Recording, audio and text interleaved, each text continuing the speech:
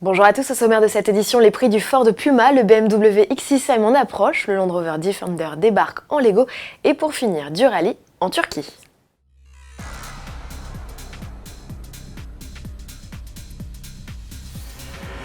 Ford de retour dans un salon automobile? Oui, le constructeur est présent à Francfort jusqu'au 22 septembre. Sur son stand, ses stars sont majoritairement électrifiées et pour cause, la firme a pour ambition de réaliser la majorité de ses ventes d'ici 2022 avec des véhicules 100% électriques ou hybrides. Parmi les modèles présentés, le Puma, le petit SUV citadin, est proposé au lancement avec deux motorisations essence 3 cylindres turbo à hybridation légère. Elle développe 125 et 155 chevaux. Différence de prix entre les deux niveaux de puissance, 1000 €. Le ticket d'entrée est fixé à 22 900 € en association avec la nouvelle et chic finition Titanium. Elle offre de série des jantes 17 pouces, une climatisation manuelle, un GPS, un chargeur à induction et quelques aides à la conduite, notamment l'aide au stationnement ou l'alerte de franchissement de ligne.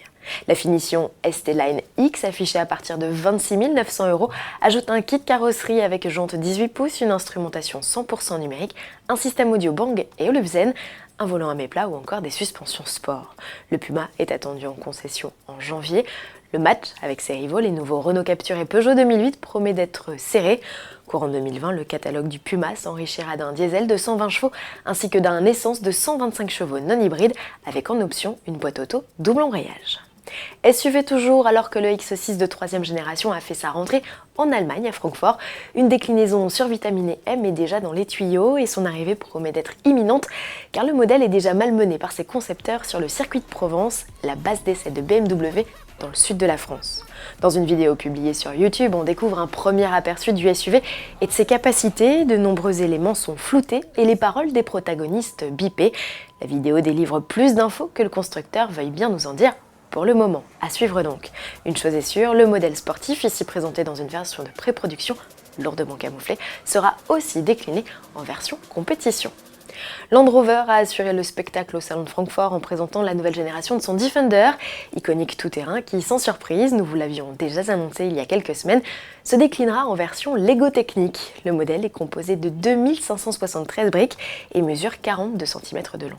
De nombreux éléments et fonctions du baroudeur ont été reproduits de manière très réaliste, à l'instar des suspensions indépendantes, de la transmission intégrale gérée par 3 différentiels ou du treuil fonctionnel.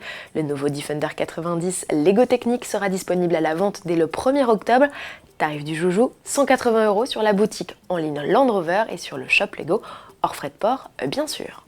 On termine cette édition avec des images de rallye. La 11e épreuve de la saison 2019 s'est achevée en Turquie sur une victoire de Sébastien Ogier. Le pilote français de l'écurie Citroën Racing se relance dans la course au titre après l'abandon d'Ott Tanak. L'Estonien n'a plus que 17 points d'avance au championnat pilote.